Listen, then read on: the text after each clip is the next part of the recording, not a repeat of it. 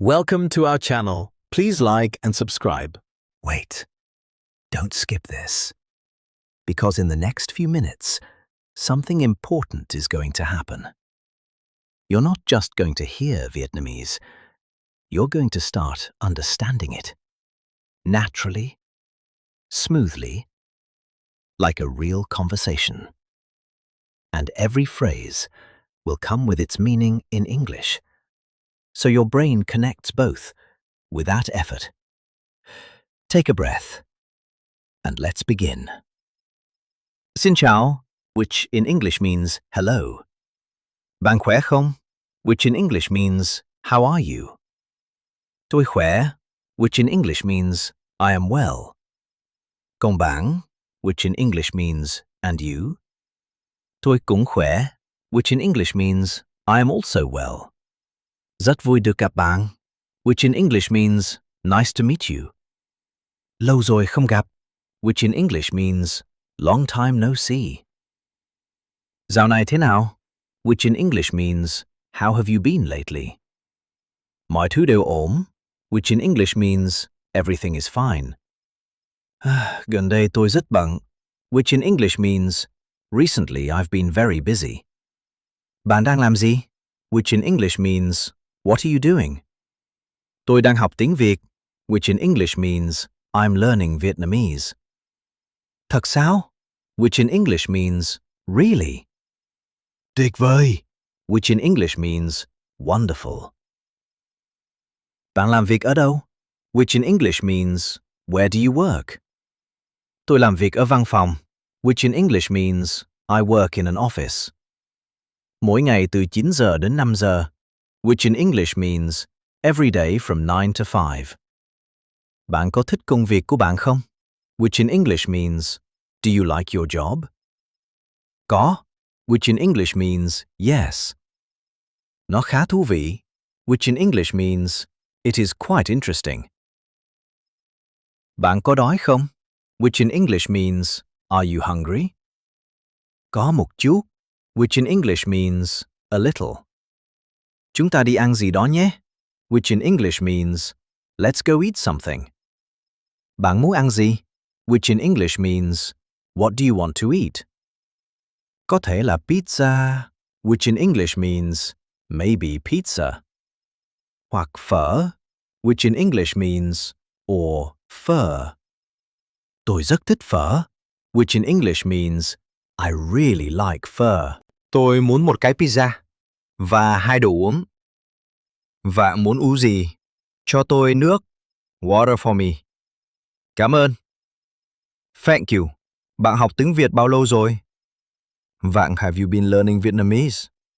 3 tháng rồi. Rất tốt. Bạn nói ngày càng tốt hơn. Cảm ơn rất nhiều. Sáng mai bạn làm gì? Tôi đi làm. Sau đó, tôi gặp bạn bè. Bạn có muốn đi cùng không? Xem hãy nghe lại, chậm lại và tập trung. Mỗi từ sẽ rõ ràng hơn. Mỗi lần lặp lại, bạn sẽ tiến bộ hơn. Đừng chỉ nghe, hãy cảm nhận. Hãy trả lời trong gen của bạn. Tiếp tục nghe, đừng dừng lại. Hãy để ngôn ngữ đi vào tâm trí bạn. Bạn không cần dịch, chỉ cần hiểu. Dần dần, mọi thứ sẽ dễ dàng hơn. Đây không phải là kết thúc, mà là sự bắt đầu. Nghe lại, học lại. Mỗi lần, bạn sẽ hiểu nhiều hơn. Nếu bạn đã sẵn sàng, chúng ta bắt đầu lại. Xin chào. Take a breath, and let's begin.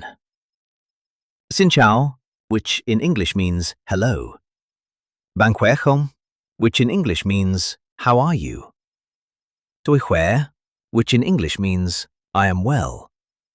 Còn bạn, which in English means and you? Tôi cũng khỏe, which in English means I am also well. Rất vui được gặp bạn, which in English means nice to meet you.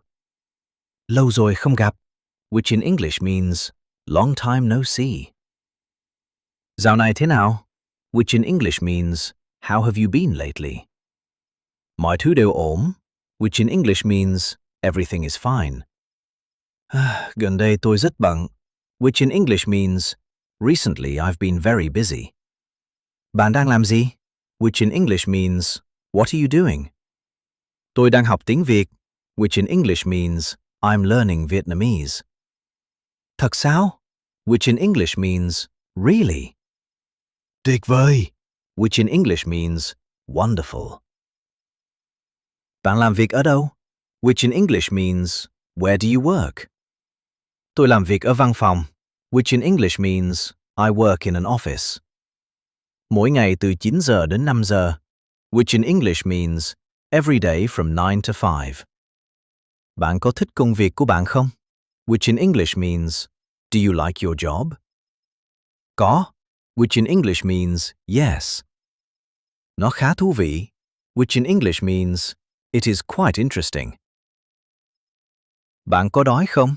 Which in English means are you hungry? Có một chút, which in English means a little. Chúng ta đi ăn gì đó nhé, which in English means let's go eat something. Bạn muốn ăn gì? Which in English means what do you want to eat? Có thể là pizza, which in English means maybe pizza. Hoặc phở, which in English means or phở. Tôi rất thích phở, which in English means I really like phở. Tôi muốn một cái pizza và 2 đồ uống. Bạn muốn uống gì? Cho tôi nước. Water for me. Cảm ơn. Thank you. Bạn học tiếng Việt bao lâu rồi? Bạn have you been learning Vietnamese? 3 tháng rồi. Rất tốt. Bạn nói ngày càng tốt hơn. Cảm ơn rất nhiều. Sáng mai bạn làm gì? Tôi đi làm. Sau đó, tôi gặp bạn bè. Bạn có muốn đi cùng không? Xem hãy nghe lại, chậm lại và tập trung. Mỗi từ sẽ rõ ràng hơn. Mỗi lần lặp lại, bạn sẽ tiến bộ hơn. Đừng chỉ nghe, hãy cảm nhận. Hãy trả lời trong gen của bạn. Tiếp tục nghe, đừng dừng lại. Hãy để ngôn ngữ đi vào tâm trí bạn. Bạn không cần dịch, chỉ cần hiểu. Dần dần, mọi thứ sẽ dễ dàng hơn. Đây không phải là kết thúc, mà là sự bắt đầu. Nghe lại, học lại. Mỗi lần, bạn sẽ hiểu nhiều hơn. Nếu bạn đã sẵn sàng, chúng ta bắt đầu lại. Xin chào. That was great. Let's try practicing again. Round 2. Take a breath. And let's begin. Xin chào, which in English means hello. Bạn khỏe không? Which in English means how are you? Tôi khỏe, which in English means I am well. Còn bạn, which in English means and you? Tôi cũng khỏe, which in English means I am also well. Rất vui được gặp bạn, which in English means nice to meet you. Lâu rồi không gặp, which in English means long time no see. Dạo này thế nào? Which in English means how have you been lately? Mọi thứ đều ổn, which in English means everything is fine. Gần đây tôi rất bận, which in English means recently I've been very busy. Bạn đang làm gì? Which in English means what are you doing? Tôi đang học tiếng Việt, which in English means I'm learning Vietnamese. Thật sao? Which in English means really. Tuyệt vời, which in English means wonderful. Bạn làm việc ở đâu? Which in English means where do you work?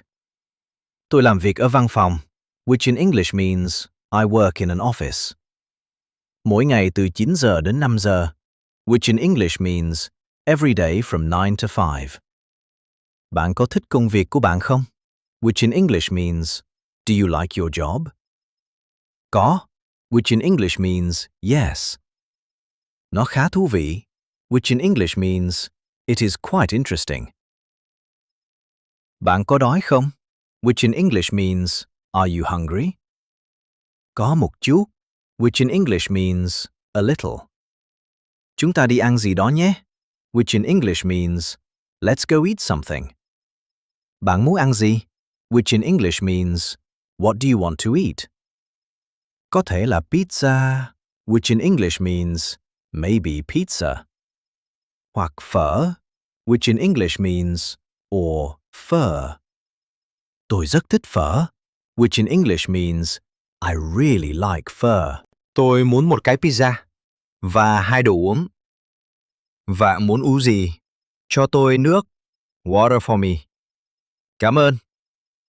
Thank you. Bạn học tiếng Việt bao lâu rồi? Bạn have you been learning Vietnamese? 3 tháng rồi. Rất tốt. Bạn nói ngày càng tốt hơn. Cảm ơn rất nhiều. Sáng mai bạn làm gì? Tôi đi làm. Sau đó, tôi gặp bạn bè. Bạn có muốn đi cùng không? Xem hãy nghe lại, chậm lại và tập trung. Mỗi từ sẽ rõ ràng hơn. Mỗi lần lặp lại, bạn sẽ tiến bộ hơn. Đừng chỉ nghe, hãy cảm nhận. Hãy trả lời trong gen của bạn. Tiếp tục nghe, đừng dừng lại. Hãy để ngôn ngữ đi vào tâm trí bạn. Bạn không cần dịch, chỉ cần hiểu. Dần dần, mọi thứ sẽ dễ dàng hơn. Đây không phải là kết thúc, mà là sự bắt đầu. Nghe lại, học lại. Mỗi lần, bạn sẽ hiểu nhiều hơn. Nếu bạn đã sẵn sàng, chúng ta bắt đầu lại. Xin chào. That was excellent. Please like and subscribe for daily lessons. See you next time.